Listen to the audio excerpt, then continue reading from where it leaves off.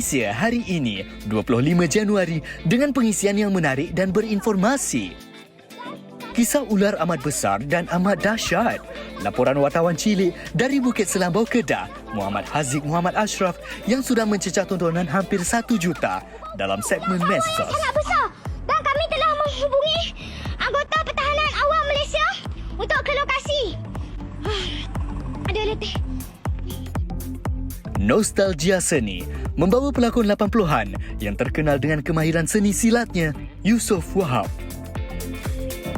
Dan isu papan iklan di Lebuh Raya, siapa yang mengawal selia?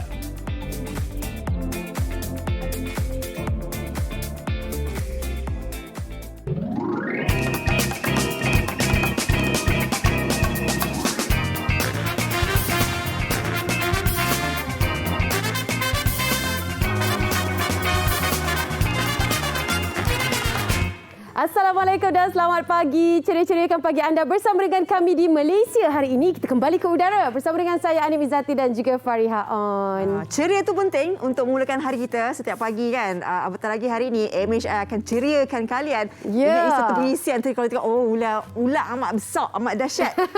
Itu pastinya kita nak tengok juga legasi-legasi wartawan yang menyampaikan perkembangan di lokasi secara langsung. Syok betul video dia. Walaupun lebih daripada 1 minit tu, saya pasti orang tak berganjak untuk cepatkan atau sebagainya kerana laporan yang penuh dengan begitu mencuit hati sekali. Kita akan bawakan adik Haziq nanti secara maya bersama dengan kita untuk tahu bagaimana agaknya kan ada satu karakter yang begitu menarik perhatian sekali, begitu mencuit hati sekali. Dan selain daripada itu, antara yang menarik kita akan bawakan bersama dengan anda nostalgia seni di mana kita akan bawakan secara maya juga Yusof Wahab, seorang pelakon, pengarah yang pernah menempatkan nama yang begitu banyak sekali karya-karya yang berimpak yang besar dalam industri ini. Kita akan bawakan juga bersama dengan anda. Dan satu lagi, ini pastinya sesuatu informasi barulah. Selalunya kita melalui Lebuh Raya dan sebagainya kan, kita nampak papan iklan besar. Lepas tu kadang-kadang dari jauh kita dah nampak ada perkataan-perkataannya. Kadang-kadang ada yang okey, ada yang tidak. Kadang-kadang mengganggu juga kita. Kenapa iklan ni macam ni?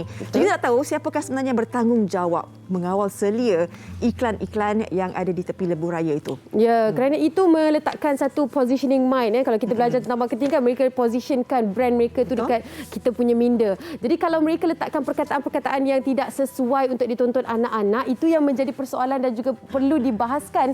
Kerana bagaimana agaknya anak-anak kita, bagaimana kita sendiri ibu bapa perlu menjawab persoalan. Mak, apa maksud perkataan-perkataan yang berbaur? Kadang-kadang ada berbau lucah dan sebagainya. Itu yang kita perlu sama-sama perhalusi satu persatu. Bagaimana agaknya piawaian ataupun standard yang ditetapkan oleh pihak asal dalam melepaskan iklan ini di billboard-billboard seperti mana yang kita dapat saksikan sekarang ini.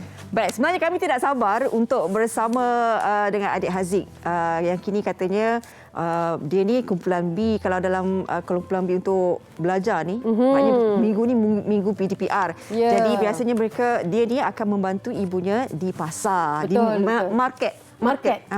Tapi sebelum tu, kita nak bawa kalian dulu melihat ini antara video yang sangat mencuit hati kami dan membawa adik Haziq bersama kami di MHI. Ya, jadi jom sama-sama kita saksikan. Saya Muhammad Haziq bin Muhammad Ashraf. Ni ada kejadian baru berlaku, berita terkini. Kejadian baru berlaku di Market Bukit Selambau. Di Market Bukit Selambau ada kemunculan seekor ular sawah yang paling besar dan amat-amat besar dan muncul di dalam longkang. Kami beritanya begini, kami sedang mencuci longkang dan membersihkan kawasan market. Dan kami tak tahu pasal apa ayak boleh bertakung sangat tinggi dan kami ingat ada sampah lah kan. Bila kami ingat ada sampah tu, kami tak tengok bukan sampah. Rupa-rupanya ular sawah yang sangat besar. Dan kami telah menghubungi anggota pertahanan awam Malaysia untuk ke lokasi. Ada letih. Ya, saya akan menunjukkan kemunculan ular sawah yang amat-amat besar dan amat-amat dahsyat sekali. Jom kita saksikan sama-sama ular sawah yang amat-amat besar dan amat-amat dahsyat. Baik, terima kasih rakan tugas sudah disiap tadi Kedah. Letih tu. Ini dia rakan tugas kita di Sungai Petani Kedah, wartawan cilik yang berada di sana baru je membuat laporan tentang detik cemas jumpa ular sawa. Kita bersama dengan adik Haziq. Assalamualaikum. Waalaikumsalam. Selamat pagi. Selamat pagi. Hai. Ya, masya-Allah. Awak tahu tak awak cute? Haziq kat market ke? Dekat market. Okey. Ni Haziq tahu tak yang video yang dilaporkan tu dah mencecah 1 juta? Tahu. Tahu. Viral kat TikTok, Facebook. Tu dia. Memang selalu buat Facebook Live ke? Kalau ada apa-apa yang berlaku memang Haziq selalu buat Facebook Live? Okey, pertama sekali kita nak tahu macam mana agaknya adik ialah minat tengok berita ke? Sebab cara gaya tu gaya dah ada. Gaya dah ada. Minat tengok berita ke? Minat nak jadi wartawan ke? Cita-cita saya nak jadi chef. Nak jadi chef. Haziq, tapi kan cara Haziq menyampaikan kan Haziq baru 12 tahun. Cakap kalut-kalut. Cakap dia kena dah panik. Itu kita menyampaikan betul, itu yang crossover perlu. tu. Tapi bila kita dengar perkataan demi perkataan yang Haziq gunakan kan, sangat bagus. Maknanya kalau bahasa Melayu, subjek bahasa Melayu Haziq ni memang selalu buat karangan, cikgu suka lah. Cikgu bagi markah tinggi lah. Ya? Bagus. Okey, macam mana? Apa perasaan masa tu? Sebab kita bila tengok balik video tu, Haziq rasa macam mana? Apa yang Haziq boleh komen terhadap laporan Haziq bila Haziq tengok balik video Haziq tu? Laporan tu, ular sawa tu dia tersesat ke? Dia telah memakan seekor ayam. Seekor ayam. Ayam siapa tahu tak? Tak tahu. Ayam ni, ayam Pak Cik Mat. Ayam Pakcik Mat. Okey, lagi-lagi cerita lagi. Yang kita tak dapat info dekat video tu. Haziq cerita dengan kita. Kejadian berlaku pada jam 5.20 petang. Masa tu kami duduk dekat rumah, duduk tengok buat kerja sekolah dan abang hantar WhatsApp kata ada ular sawa besar. Lepas tu bila sampai tengok besar, terus telefon 999 untuk mendapatkan bantuan Jabatan Pertahanan Awam Malaysia. Jabatan Pertahanan Awam dah mai pukul apa? Kami pun dalam pukul 6 lebih, dia mai dalam pukul 7 lebih macam tu. Dah masa tu selama sejam tu buat apa je? Mereka tangkap guna alat-alat mereka dan mereka kata ular sawa tu seberat 30 kilogram dan panjang 4 meter. So masa tu ular sawa tu kenyang lah. Ular sawa tu kenyang dan amat-amat besar dan amat dahsyat sekali. Amat dahsyat noh. Aduh. So Haziq menyaksikan jugalah, tunggu sampai kena tangkap apa semua. Perasaan ketika tu macam mana Haziq bila tengok anggota Jabatan Pertahanan Awam tu buat keluar ular sawa tu kan? Dia macam tali, lepas tu ada bulat. Dia ada bulat, lepas tu bulat tu dia akan masukkan ke dalam kepala ular tu. Dia bagi ketat terus. Lepas tu dia hantar ular tu ke atas bawah dalam gundi. Lepas tu APM hantar ke habitat asalnya dan jumpa dengan keluarga baru. Itulah ending karangannya. Itulah ending karangannya. Ini kalau saya jadi cikgu, saya bagi A++. Haziq tak takut ke? Tak takut tengok ular besar tu? Tak takutlah tengok ular besar tu? Tak takut pun. Dekat-dekat tengok. Masa Jabatan Pertahanan Awam tengah selamatkan ular tu, memang dekat-dekat tengok? Tengok dekat-dekat, lepas tu rakam lah. Okey. Haziq, okey. Kita nak tanya juga, Haziq memang selalu tengok berita ke? Ataupun sebenarnya bakat Haziq menyampaikan ni memang Haziq selalu masuk pertandingan bercerita? Saya memang minat menyampaikan apa yang jadi di Bukit Sambau ni, macam contohnya insiden, ular ke apa ke. Kami Haziq? lepas tu nanti orang akan tanya, kami cerita lah macam mana yang berlaku. Siapa yang ajar Haziq cerita cantik begitu? Selalu berbual dengan mak ke? Selalu cakap-cakap cerita tu dengan kawan keluarga ke? Dengan Tak, kawan ke? mak tak cerita apa pun. Mak tak cerita apa pun. Ni belajar kat mana menyampaikan ni? Belajar mana? Cikgu ajak ke apa ke? Belajar sendiri. Nak bagi tahu semua orang lah kata ada ulat sawah apa semua kan. Dah ke belajar masa jual-jual sayur kat pasar tu kan? Orang datang cerita pasal sayur ke? Selalu buat gitu? Apa dia tak? Macam mana tak? Tak, kalau macam Haziq kan tolong Kat ibu pasar kan tu. kat pasar, kat market tu kan jual sayur. Haziq memang kalau jual sayur pun memang banyak cakap macam tu Suka cakap orang ni. Tengok, boleh tengok ke kat pasar tu? Buatlah laporan sikit. Kami nak tengok apa cerita kat pasar tu, kat market tu. Sayur apa ada hari ni jual? Cuba tunjuk. Tengok. Boleh jalan ke? Boleh jalan-jalan kat area pasar tu? Area market tu? Macam mana? Macam mana? Ni handphone ke? Nak bagi ni kamera ni Flip, bagi flip, ke depan. Dah tu ada gambar kamera tu? Oh, tak dapat. Haziq? Okey, tak Ya, apa ya. Haziq. Macam tu je lah tengok. Okey lah. Haziq, sebab disebabkan video Haziq tu ramai yang minat Haziq ni. Jadi mungkin Haziq ada ucapan lah untuk mereka yang komen-komen apa semua kan dekat video Haziq. Betul ada yang beri sokongan kepada Haziq sendiri. Haziq ada ucapan tak? Saya ada ucapan semoga yang menonton Malaysia hari ini dimurahkan rezeki dipanjangkan umur. Amin. Ya Amin, Allah. Rabbal Alamin. Haziq umur 12 tahun kan? Ada adik. So adik umur berapa? Darjah 6. Adiknya? Adik Haziq umur apa? Adik darjah 1. Satu. Okey. Kirim salam je keluarga tu. Mak ada situ? Ada? Kirim salam maknya. Kirim salam semua, okey? Okey. Kita memang tak ada rakan setugas di Sungai Petani. Jadi kita memang mengharapkan laporan daripada adik Haziq lah. Kita tunggu wartawan cilik adik Haziq bagi laporannya. Boleh? Boleh? Boleh. Okey, terima kasih. Terima kasih. Assalamualaikum. Bye. Bye. Itu dia. Wartawan cilik Muhammad Haziq, Muhammad Ashraf dari Sungai Petani Kedah. Ya kan, communication skill dia, bahasa yang digunakan, elok pula tu dengan detik-detik cemas yang betul-betul kita dapat saksikan dan kita sendiri rasa cemas. Yang letih. Dia letih. Sebab dia panik, lepas tu nak bercakap laju dan sebagainya, paling letih.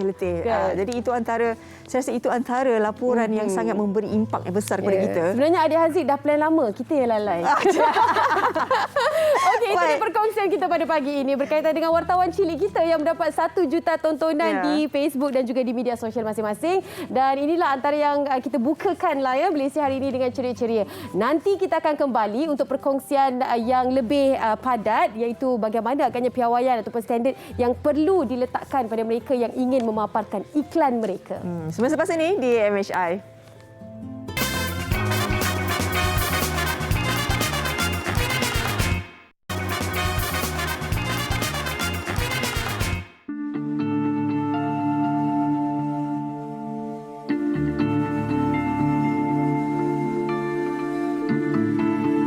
Papan tanda merupakan antara medium pengiklanan yang kerap digunakan untuk mempromosikan sesuatu produk atau perkhidmatan.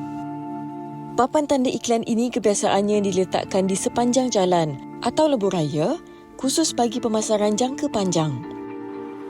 Pelbagai jenis bentuk iklan dipaparkan bagi menarik minat pengguna. Namun begitu, adakah setiap pemasangan paparan iklan itu mematuhi prinsip asas 3S, iaitu selamat, sekitar dan sesuai berdasarkan tata cara permohonan mendirikan struktur paparan iklan yang dikeluarkan oleh Kementerian Kejerayaan Malaysia. Antara yang pernah menjadi perbualan hangat pada satu ketika ialah iklan mencari teman yang lebih berusia terpampang di lebuh raya. Apa pandangan orang mengenainya? Tak patutlah sebab ni kat pabrik bina ruang tak patut ada benda macam tu. Sebab kanak-kanak nampak nanti tanya mak bapak apa ni, tak patutlah. Double meaning ni sepatutnya tidak berlaku lah.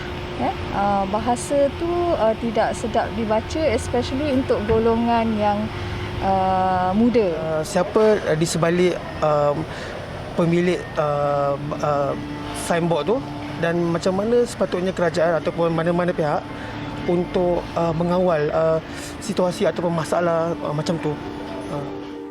Pemasangan papan iklan di lebuh raya mempunyai tata cara dan syarat yang perlu dipatuhi. Antara perkara yang perlu diambil berat adalah keselamatan papan tanda, penyelenggaraan, penggunaan visual yang tidak keterlaluan, tidak menghalang lalu lintas, tidak mengelirukan pemandu kenderaan dan penggunaan bahasa yang bersesuaian. Berdasarkan tinjauan yang dilakukan di sepanjang lebuh raya Utara Selatan, menuju ke arah Seremban dari Tol Sungai Besi, anggaran ratusan papan iklan di kedua-dua hala dengan ada yang didapati mempunyai notis iklan tanpa lesen ditampal oleh pihak berkuasa tempatan, terutama selepas masuk ke sempadan Negeri Sembilan. Selain itu, ada juga papan tanda yang berada dalam keadaan membahayakan seperti tidak diselenggara dengan baik. Tidak ketinggalan, ada juga paparan iklan yang mempunyai mesej tersirat, mungkin tidak sesuai untuk semua lapisan umur. Penggunaan bahasa juga memainkan peranan penting dalam menarik minat pengguna lebuh raya. Namun, didapati singkatan bahasa lebih banyak digunakan. Bahasa singkatan di papan iklan, khususnya di tepi lebuh raya di negara ini sebenarnya memberi perhatian dan tarikan kepada pengguna lebuh raya atau termasuklah pengguna bahasa Melayu di negara ini. Jika kita fikirkan ada teori-teori bahasa linguistik Melayu yang memberi tumpuan bahawa semakin mesra atau rapat penggunaan bahasa itu akan menunjukkan penggunaan bahasa yang rapat dan menunjukkan adab sesuatu bangsa. Tetapi dalam fokus penggunaan bahasa yang menggunakan bahasa kependekan, bahasa dialek, contohnya je, sahaja sepatutnya je, memberikan kesan kepada masyarakat untuk menggunakan bahasa dengan sewenang-wenangnya dan dipatuhi tidak menggunakan bahasa Melayu dengan standard. Persoalannya, bagaimanakah cara untuk mempromosikan produk atau perkhidmatan melalui papan tanda di lebuh raya mengikut tata cara yang betul, dan juga bagaimanakah pengawal seliaan sepatutnya dilakukan.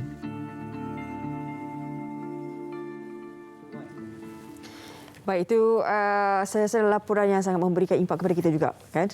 Selama ni kita hanya melihat bahawa papan iklan ni hanya untuk menjual produk dan sebagainya. Kadang-kadang kita baca pun tak tahu kita nak laporkan kepada siapa kalau misalnya kita tak selesa dan tak enak bila membaca iklan-iklan tersebut, kan. Yep, betul. Jadi kita nak tahu perhalusi satu persatu bagaimana piawaian maupun standard ataupun ciri-ciri iklan yang baik ya untuk anda di luar sana, mungkin dalam kalangan usahawan yang teringin untuk memaparkan iklan. Ini adalah info yang terbaik untuk anda. Kita bersama dengan Encik Azizul Kalahan, pengerusi ASA, dan juga Encik Kadri Taib selaku timbalan pengerusi ASA ataupun Advertising Standard Advisory Malaysia. Terima kasih bersama dengan kami kedua-duanya. Terima kasih. Selamat datang, Kemin Syai. Baik, tadi kita dah tengok sedikit berkenaan dengan laporan papan iklan di tepi lebuh raya ni.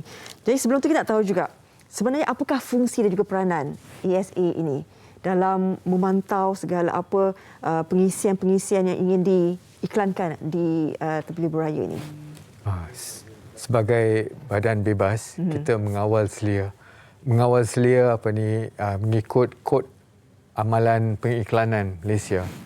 Dan dari segi itu kita mempunyai proses di mana produk-produk ini perlu mendapat lesen untuk iklan. Kadang-kadang dia terlepas pandang ataupun orang yang mengawal selia tidak melakukan tanggungjawab mereka lah. Encik Kadri mungkin boleh kongsikan juga bersama dengan kami bagaimana kita nak kategorikan iklan itu sebagai iklan yang baik. Apakah ciri-ciri yang perlu kita tahu? Dia bagi kita mula asal, dia pertama kali kita cuma memonitor atau iklan-iklan yang dicetak Yang satu lagi bukan yang di online. Okey. Yang dicetak yang di luar rumah, outdoor dan di panggung wayang. Ya. Dicetak ni banyak dia punya breakdown lagi lah. Ciri dia kita kena ikut. Fundamental atau asas dia ialah setiap iklan mesti sah. Okey. Mesti sopan. Dan you mention tadi kan,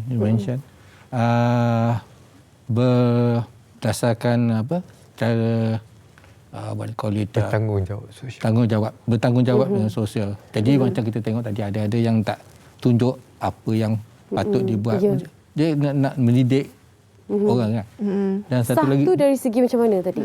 sah tu dari pergi legal.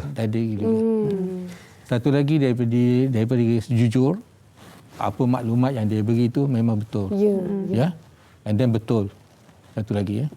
Jadi dia tak ada nak menipu, tak ada unsur-unsur lain.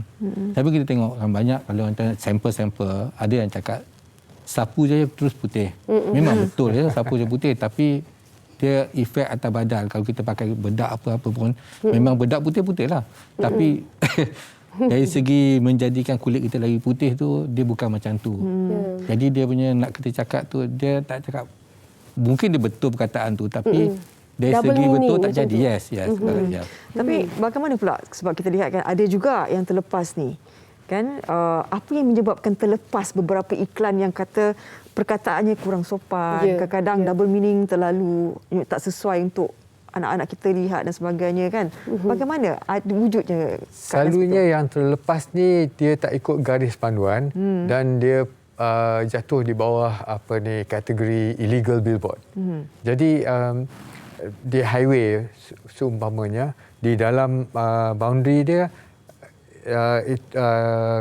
papan tanda itu okey, legal. Tapi di luar tu dia menjadi satu pencemaran sebab dia letak terlalu dekat dan kedua dia tidak mematuhi undang-undang. Itulah yang berlaku dari segi penggunaan bahasa ataupun gambar. Jadi silakan. Jadi public boleh menulis kepada kami, buat laporan lah. Buat laporan dan kita akan ambil tindakan lah dari segi orang kita berurusan dengan badan berkenaan dan kerajaan. Ya. Seperti mana yang kita tahu kan, kalau mereka yang dah mengambil pakej ini pastinya ada masa yang tertentu lah ditayangkan billboard ataupun iklan mereka di tempat yang tertentu. Jadi tindakan yang dimaksudkan adalah untuk memendekkan jangka masa itu atau terus turunkan. Apakah tindakan yang bakal dikenakan kepada mereka? Saya ingat yang ini berpandu kepada apa yang kita lihat daripada kaji certain advertisement tu atau iklan tu. Kita tengok ada kesalahan, ada kecacatan, ada unsur-unsur yang negatif, melanggar fundamental tadilah. Sah, sopan dan sebagainya lah. Jadi bila ada macam tu, kita boleh ambil tindakan. Tapi tindakan kita kalau kita dapat monitoring, kita tengok kat mana benda tu, ataupun orang ramai yang buat laporan aduan, ataupun kita punya grup, ada orang yang kita pilih untuk bantu kita, dia akan terus pergi monitor kat mana-mana iklan ada dan buat laporan. Cara buat laporan itu kalau boleh kita nak secara bertulis. Boleh masuk kita punya website asa.com.my. Boleh masuk dan laporkan apa yang kesalahan tu. Kalau ada gambar, location dekat mana dan kita ambil tindakan atas tu. Kalau dapati salah, kita akan minta pengiklan tu turunkan iklan itu dan kita akan melaporkan kepada siapa-siapa yang agensi kerajaan yang terbabit lah. Kalau ada kawasan tu kat Seremban, mungkin kita panggil majlis kerajaan tempatan Seremban yang bahagian pengiklanan untuk ambil tindakan. Banyak kan yang terlepas ni, dia orang duduk lokasi iklan tu berada di luar kawasan. Ada satu kawasan dia panggil no man's land. Satu tak tahu siapa yang memberi hak ke atas tempat tu. Jadi sebab ada yang tu nak ambil tindakan satu, nak buang ke dia ke nak turunkan iklan tu, nak turunkan papan tanda tu, kita perlu berbincang dengan banyak pihak. Itu akan mengendala sikit, tapi boleh buat. Baik. Okey. Kami nak tanya berkenaan dengan, kita melihat bahawa sekarang ni ramai sangat usahawan produk-produk kan. Jadi bagaimana kalian melihat mereka ini dalam memasarkan produk-produk tu dengan iklan di tepi lebuh raya tu, tahap kesopanan bahasa yang digunakan. Sebab kita tahu iklan ni tak boleh klise. Iklan ni kena out of the box. Itu memang DNA pengiklanan kan. Bagaimana setakat ini? Okey. Yang ni masalah dia. Sekarang kita tengok daripada syarikat yang membuat tu, memang syarikat kecil. So dia tidak ada orang yang advertise, orang yang advice atau menasihatkan kepada mereka. Bagaimana? Dan mereka pun tak tahu. Mungkin ada seorang atau dua pengusaha tu, dia kalau boleh, dia perlukan tindakan, dia perlukan bantuan, tapi pasal dia kecil, dia tak ada masa atau dia tak ada kewangan untuk mendapatkan khidmat, penasihat ke apa kan. Itu orang yang jumpa dia atau staf dia yang sendiri yang mungkin yang buat. Jadi masalah itulah. Kalau dia ada orang yang boleh advice dia, then it will easier lah. Dari segi iklan kan, kadang dia paparkan iklan tu terbalik. Dia rasa akan mendapat perhatian. Tetapi kita memandu bukan berjalan kaki sepintas lalu. Jadi mengganggu message kita tak juga faham. kan. Mengganggu kita, message kita tak faham. Jadi interest kurang lah. Okey, last kita mungkin nak concludekan perbincangan kita pada hari ini.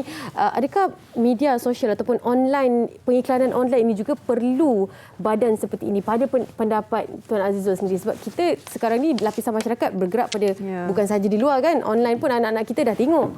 Jadi pandangan Tuan Azizul. Memang online apa semua ada lagi satu badan yang mengawal selia digital. Jadi digital dari segi Facebook, dari segi online advertising.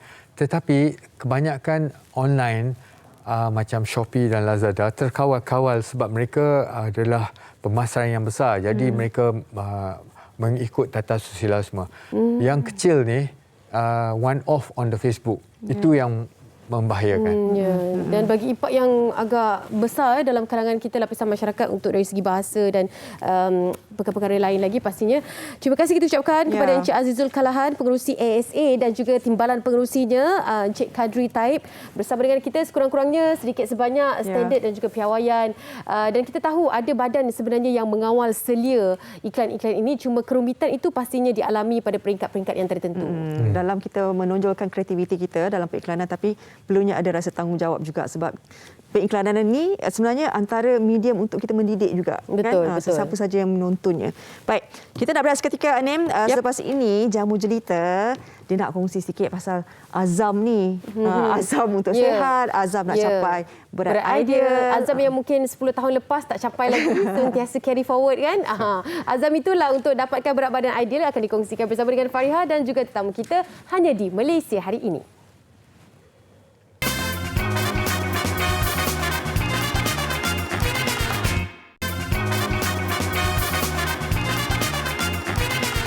Baik, kembali semula dalam Malaysia Hari Ini. Terima kasih kerana masih setia bersama dengan kami. Seperti mana yang kami warakan sebentar tadi, kita nak bersama dengan Wakil Jamu Jelita Nur Atira Samsudin, Pegawai Pemasaran Jamu Jelita, nak kongsi bagaimana kalian yang ada punya azam nak sihat, nak capai berat ideal. Kita terus bersama dengan Nur Atira. Assalamualaikum, selamat pagi. Waalaikumsalam, selamat pagi. Apa khabar Fariha? Baik, sihat. Atira, boleh kongsikan kali ini Jamu Jelita nak kongsi, ini pastinya informasi yang sangat baik sekali untuk mereka yang nak sihat dan juga cantik bentuk badannya. Okey, terima kasih Fariha. Assalamualaikum buat semua penonton Malaysia Hari Ini. Selamat pagi dan selamat sejahtera kita ucapkan. Okey, macam Fariha cakap, hari ini Atira bersama Malaysia Hari Ini akan nak berkongsi dengan anda yang mana terpercaya sepanjang tahun baru ataupun setiap tahun baru, setiap orang pasti ada azam. Yang mana ramai yang ada azam nak kecilkan badan, nak turunkan berat badan, nak capai berat badan ideal, nak ada badan menawan. Tetapi masalahnya ramai juga yang ada azam hanya tinggal azam. Sebab tidak menjadi Fariha. azam macam-macam tapi tidak menjadi. Jadi hari ini saya nak share kepada anda, saya buatkan satu produk yang mana ia sangat sesuai untuk anda dapatkan berat badan ideal, bantu anda untuk ada badan yang lebih ringan dan bantu anda untuk lebih mudah berfashion. Sebab saya percaya bila bercakap tentang jaga badan ni, ramai sebenarnya rakyat Malaysia memang nak ada badan yang cantik tetapi susah nak capai berat badan ideal sebab kita ni tak jaga makan. Jadi tahun 2022 anda wajib penuhi azam anda dan produk yang anda kongsikan hari ini bukan produk yang asing lagi, cukup terkenal di pasaran, merupakan produk yang kalau anda ke kedai jamu pasti mudah untuk anda jumpa sebab selalunya orang yang jual tu akan letak atas meja rak paling hadapan sebab ini adalah produk yang pengguna memang akan cari, pengguna akan beli sebab produk ini dah bantu ramai dekat luar ada berat badan ideal, bantu ramai yang ada saiz badan idaman. Dan apa yang anda perlu tahu bahawa produk ini tidak mengandungi bahan terlarang, anda boleh amalkan tanpa was-was kerana produk jamu kita semua mempunyai pengkelasan makanan dan mendapat uji kaji makmal. Dan rata-rata Faria yang dah konsum produk Power Fiber ni, yang mana dah konsum sekali pasti akan jadi pengguna kami bertahun lamanya sebab saya tahu rakyat Malaysia ni dengan rutin makanan kita yang kita ni memang pantang nampak makanan, pasti ramai yang takut dengan perubahan fizikal secara mendadak. Jadi antara inisiatif yang anda boleh kongsikan dengan anda boleh amalkan Power White Fiber selepas anda makan berat, selepas makan tengah hari atau selepas makan malam yang mana selepas 4 hingga 8 jam kemudian proses detoksifikasi akan berlaku dan segala sisa makanan yang tidak terhadam yang tersimpan akan disingkirkan bersama toksin supaya tidak ada yang tersimpan yang mana itu adalah punca kenapa kita ada penyakit dan juga punca kita ada masalah penambahan berat badan. Yang mana anda perlu tahu juga sebenarnya dalam rutin harian kita perlu ada pengambilan serat yang secukupnya. Jadi justru itu dalam Power Fiber kita formulasikan dengan kandungan serat dari psyllium khas, ada teh hijau, ada juga kandungan Garcinia cambogia, ada grapefruit yang mana penggunaan Power Fiber secara konsisten akan bantu anda melancarkan sistem penghadaman dan seterusnya bantu anda dapat dan berat yang diidamkan. Barulah Fariha, tahun 2022 ni orang cakap segala azam anda untuk capai berat badan ideal, untuk ada badan menawan, dapat kita tunaikan Fariha. Katanya ada bengkung juga, Atira? Okey, kita dah jaga badan Fariha, tak guna juga kalau kita ni masih ada masalah perut buncit, orang cakap ada lagi masalah perut boroi ataupun ada pinggang yang ada spare tayar. Tak boleh macam tu kan, kita kan boleh nak semua cantik. Dan justru itu hari ini kita bawakan juga bengkung ratu dari jamu jelita yang mana berharga cuma RM37. Dan apa yang istimewa tentang bengkung ratu ni anda boleh lihat di Kata TV, ada 2 saiz yang mana ada masalah perut menggelebek. Kadang-kadang wanita lepas bersalin tu ada masalah orang kata apa, otot perut yang dah mengendur. Jadi anda boleh pakai bengkung ratu ni, ada 2 saiz. Kalau kotak merah untuk berat untuk saiz LXL berat 60 kilo ke atas, kotak biru untuk saiz S dengan M berat 60 kilo ke bawah dan penggunaan bengkung ratu ni bantu anda dapat ukur lilit pinggang idaman. Dan apa yang istimewa tentang bengkung ratu ni, kita menggunakan material kain yang sangat selesa, serat peluh, ada 3 butang cangkuk. Kenapa kita sediakan 3 butang cangkuk? Supaya anda dapat lihat perubahan selepas anda pakai pada cangkuk pertama, cangkuk kedua dan cangkuk ketiga. Dan penggunaan bengkung ratu ni anda boleh pakai dalam rutin harian sebab dia sangat selesa. Nak bersenam boleh pakai, buat kerja rumah boleh pakai, nak pergi office pun boleh pakai. Berharga RM37 sahaja, lelaki dan wanita pun boleh pakai. Tadi saya dah bercakap tentang Power Fiber untuk bantu dapatkan berat badan idaman. Dah bercakap tentang bengkung untuk bantu cantikkan perut, untuk cantikkan pinggang anda. Seterusnya Fariha akan bawakan produk Power White Extra Glow. Okey, ini adalah produk untuk kulit. Kalau kita dengar nama pun Extra Glow, pasti tahu apa fungsi dia. Okey, sebenarnya Power White Extra Glow ni untuk bantu glowingkan kulit kita. Kadang-kadang ramai dekat luar tu dah ada kulit yang cantik, dah ada kulit yang cerah tetapi kulit tak glowing. Nampak kusam ataupun nampak seperti tidak bermaya sebab kulit kekurangan air. Jadi sebab tu dalam Power Extra Glow ni kita menggunakan kandungan dari rumpai laut, di mana rumpai laut ni mempunyai ejen hidrasi yang tinggi untuk bekalkan kelembapan ke dalam kulit. Jadi bahan ini akan bantu untuk mencantikkan kulit anda, glowingkan kulit anda yang mana ada jerawat-jerawat pun akan kecut, bantu mereproduksi sel kulit baru supaya kulit kita dalam keadaan sihat, cantik dan juga terjaga. Dan apa yang istimewa tentang Power Extra Glow, produk ini sangat mudah, sesuai buat anda yang sibuk, hanya boleh bubuh dalam beg. Cara penggunaan pun sangat mudah, goncang, buka tutup, terus minum, rasa pun sedap, harga pun murah, RM40 saja. Jadi yang mana nak ada badan cantik, sepanjang tahun 2022 ada azab untuk turunkan berat badan, nak ada berat badan ideal ataupun yang nak berkahwin terdekat ni, yang mana risau baju kahwin tak muat, anda boleh dapatkan Power Fiber yang berharga RM38.90. Dan kalau nak ada perut yang cantik, tak nak ada perut boroi, tak nak ada perut yang buncit, anda boleh dapatkan bengkung ratu yang berharga RM37. Dan akhir sekali, nak kulit yang glowing, yang cantik, yang cerah, jangan lupa jumpa Power Extra Glow dari jamu jelita yang berharga RM40. Sebarang pertanyaan lanjut anda boleh terus hubungi Atira di 1800-885510 atau WhatsApp Atira di 0133535753. Untuk belian, boleh ke kedai jamu ataupun layari www.jombai.my. Terima kasih Fareha. Baik Atira, saya rasa ini antara jamu jelita yang kongsikan pakej yang menarik, daripada berat, daripada kulit, semua cantik. Betul. Baik, terima kasih banyak-banyak Atira di atas perkongsian itu. Nur Atira Samsudin, Pegawai Pemasaran Jamu Jelita. Mungkin kalian boleh dapatkan semua produk yang telah Atira kongsikan selepas ini di Jamu Jelita. Baik, kita nak berehat seketika. Sekembalinya nanti, kita nak throwback, tengok berkenaan dengan Yusof Wahab. Kenal lagi tak pelakon yang mahir bersilat tu? Semua selepas ini di MHI.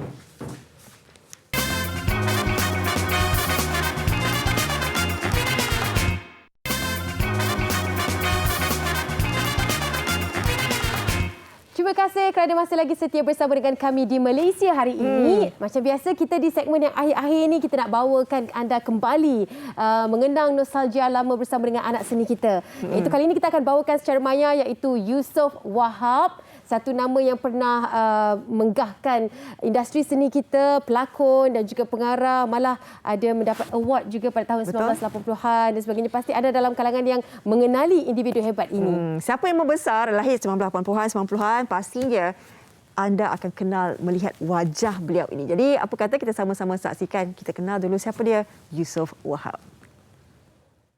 Bagi kategori pelakon pembantu popular laki-laki. Lelaki. Pemenangnya ialah Yusof Wahab. Wajah tampan yang dimiliki jejaka ini pernah mencetuskan fenomena dalam kalangan peminat filem Melayu sekitar pertengahan tahun 80-an. Yusof Sheikh Abdul Wahab atau lebih dikenali dengan nama Yusof Wahab popular dengan watak antagonis sewaktu zaman kegemilangannya. Bukan sahaja berbakat dalam dunia lakonan, anak kelahiran Melaka ini juga pandai bersilat dan sering membawa watak seorang yang hebat dalam seni mempertahankan diri. Antara filem yang pernah mengangkat nama Yusof Wahab ialah Anak Sarawak, Syahadat dan Sumpahan Mahsuri. Dilahirkan pada 22 Oktober 1961, Yusof pernah merangkul beberapa anugerah. Antaranya, pelakon pembantu lelaki terbaik Festival Filem Malaysia ke-8 dan pelakon pembantu lelaki popular Anugerah Bintang Popular Berita Harian 1989. Kini dia lebih selesa untuk duduk di kerusi pengarah dengan nama Haji Mahayu dan bekerja di belakang tabir. Sentuhan majisnya sebagai seorang anak seni masih belum pudar dan terus mewarnai industri hiburan tanah air. Itu dia Yusof Wahab, satu nama yang pastinya anda ingin tahu bagaimana agaknya pada ketika itu kan. Sumpahan Mahsuri, Syahadat dan cerita-cerita yang kita berada pada lepas 90-an pun mungkin cerita itu yang kita ulang kembali. Inilah dia pelakon kita nak bawakan kepada anda yang kini juga seorang pengarah, Yusof Wahab, kini berada di Melaka secara maya bersama dengan kita. Assalamualaikum Pak Yusof. Assalamualaikum. Waalaikumsalam warahmatullahi. Ya, itu dia. Tampan, masih tampan. Ya, nampak senyum dia tu. Masih manis. Okey, kita nak kembali mengenang nostalgia kan. Sebab kita nak mulakan dengan bagaimana agaknya pada ketika itu boleh menceburkan diri dalam bidang lakonan. Dulu-dulu tu macam mana? Pergi casting ke? Ataupun recommend ke? Pergi pengarah, jumpa pengarah ke macam mana? Ceritakan sikit Abang Yusof. Cerita bermula masa saya dengan kawan-kawan rakan yang lain, contoh macam Eman Manan, Zulkifli Zain, kita sedang berlatih silat di Kompleks Budaya Negara. Jadi kebetulan masa tu Tuan Haji Rahim Razali, dia sedang tengok kita orang berlatih. Jadi tiba-tiba dia kata, saya nak buat satu filem. Suka tak terlibat, dia kata. Dia cakap pada semua orang lah, tidak khusus pada abang. Lepas tu guru kami masa tu Bu Ahmad Bu Mustafa, arwah dah. Dia kata boleh, apa salahnya, dia kata. Itulah bermulanya kita orang terlibat dengan filem Matinya Seorang Patriot 82. Abang Yusof, masa tu kalian memang satu geng silat kan. Jadi kita pun lihat banyak juga Yusof Wahab berlakon dalam drama-drama atau filem yang memaparkan kemahiran seni silat tu sendiri. Jadi kalau tengok kat sekarang ni pun macam kurang. Bagaimana Abang Yusof sendiri sebagai pesilat kan yang mahir memartabatkan juga seni silat tu dalam drama-drama dan juga filem Melayu ketika itu? Untuk menjadi seorang pesilat, seorang pelakon silat, kita mesti contoh Bruce Lee dia berlakon filem martial art bukan kerana nak syuting baru dia belajar. Dia memang mahir. Jackie Chan dia memang mahir. So jadi abang pun memang telah dididik dari umur 8 tahun dalam seni sendiri. Jadi kalau sekadar belajar dekat lokasi untuk nunjukkan yang kita ni pesilat tak jadi. Abang punya kepakaran dalam ataupun kemahiran dalam silat apa bang? Kalau boleh kongsikan bersama dengan kami. Banyak. Salah satu daripada dia Salah satu pada dia sendeng, pukulan langkah 9, cimande. Dengan Pak Tu silat gayung Jawa. Yang dalam banyak-banyak tu saya kenal silat gayung. Okey Abang Yusof, kita nak tanya juga dulu-dulu tu yelah kita tahu pernah dinobatkan sebagai pelakon pembantu lelaki popular ABPBH dan masa tu yang paling muda umur 20 tahun. Selepas itu barulah rekodnya dipecahkan oleh Syafiee Naswib lah masa dia umur 17 tahun. Tapi masa tu abang yang mengungguli paling muda untuk title pelakon pembantu yang termuda. Masa tu apa perasaan yang boleh dikongsikan? Fenomenanya bagaimana? Masa tu tak terfikir pun yang kita ni popular kan. Pasal iyalah baru cebur satu filem dan tiba-tiba menang award. Lepas tu iya ke? Jadi tak mungkin kan pasal tu ada star-star lain lagi yang lebih hebat dari kita kan. Tapi mungkin abang ada package masa tu bang. Abang ada rupa, ada pelakon rasa baru, diri masa tu kemahiran. Package yang abang ada masa tu kan. Kebetulan. Jangan begitu. Aduh. Sebab pada masa tu memang lelaki-lelaki ataupun pelakon lelaki tu menjadi kegilaan tau. Dia ada karakter tersendiri masa tu. Apa kekuatan abang sebagai pelakon pada ketika itu? Abang rasalah. Abang rasa bukan kerana penampilan abang sebagai rupa yang orang kata ada package gitu, bukan, tapi pada abang mungkin kerana silat tu lah. Silat tu ya. Itu dia. Abang, bila abang cakap pasal silat ni kan, sekarang ni macam mana abang pun sebagai pengarah kan, abang dah melakonkan jiwa abang sepenuhnya macam abang cakap tadi, kalau kita nak tunjukkan kita pelakon silat, kita kena ada ilmu di dada kan. Jadi sekarang ini bila abang melihat ramai pelakon-pelakon baru, pengarah-pengarah baru, bagaimana dengan pandangan abang lah sebagai pelakon dan juga pengarah, perbezaannya dahulu dan sekarang? Lakon dulu, contoh Tamam Idris ataupun S. Kadarisman, Nordin Ahmad. Lakon dulu dia memang ada latar belakang silat. Sebab itu dia tidak perlu nak berlakon yang dia tu kononnya pesilat. Tak perlu. Dia berdiri saja, figure dia orang tengok aja orang tahu. Dia ni ada latar belakang ni. Tapi kalau sekadar on set baru nak belajar tepis tumbuk, kita boleh kenal lah kita pakai kereta begini, lepas tu kita nak modify jadi Lamborghini. Tak boleh. Dia tetap kereta tu juga kan. Ya. Kan? Abang Yusof, Lamborghini tetap Lamborghini. Tetap. Dulu selalu dibagi karakter jahat-jahat karakter antagonis pun selalu juga masa tu. Susah ke, senang ke ataupun bagaimana nak membawakan watak pada ketika itu, cabarannya?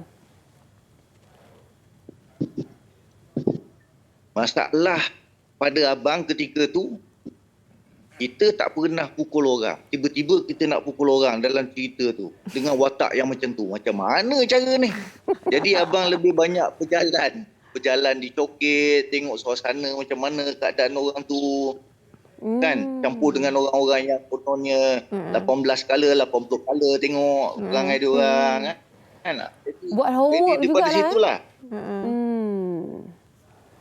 Abang, mungkin nasihat abang lah juga kepada pelakon-pelakon baru dan juga pengarah-pengarah baru kan, untuk kita memartabatkan jugalah seni lakonan, seni pengarahan dalam industri kita ni.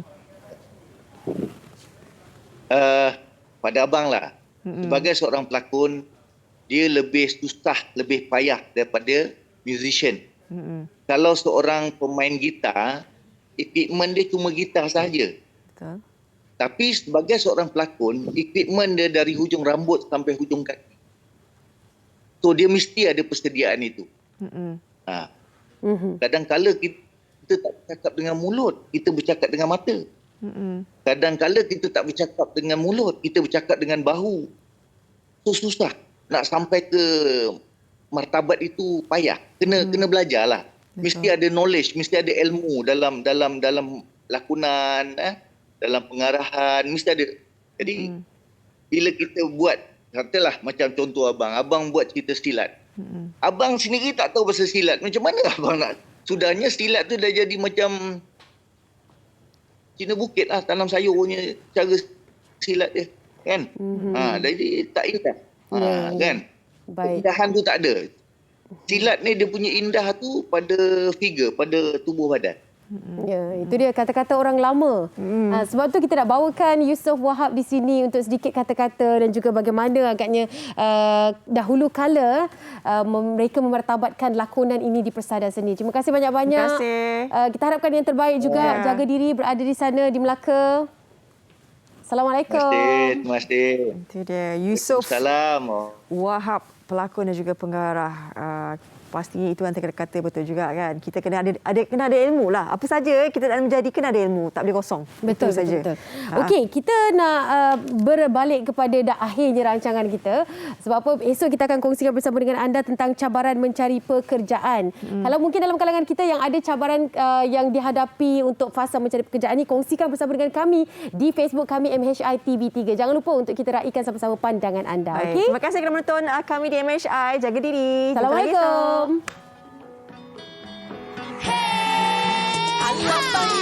Bayung, Sintan Bayung, dipandang rendah setahun jagung. Perlahan dayung, asal sampai ke hujung.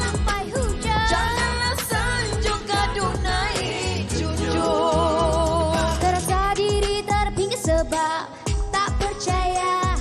Ingin hidupku di sini sebab tak percaya. Jadi dari saat itu mencari kunci tiap pintu. Tak peduli berapa lama, janji itu pasti kan tiba masa. Dan mana sudah sampai mana, ucap pertama kayu merata. Nak percaya mesti gagal dulu.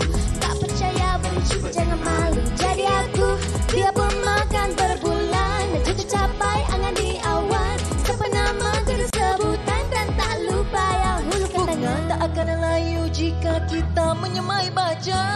Bagai si gadis ayu indah santun, jaga dijaga alam payung.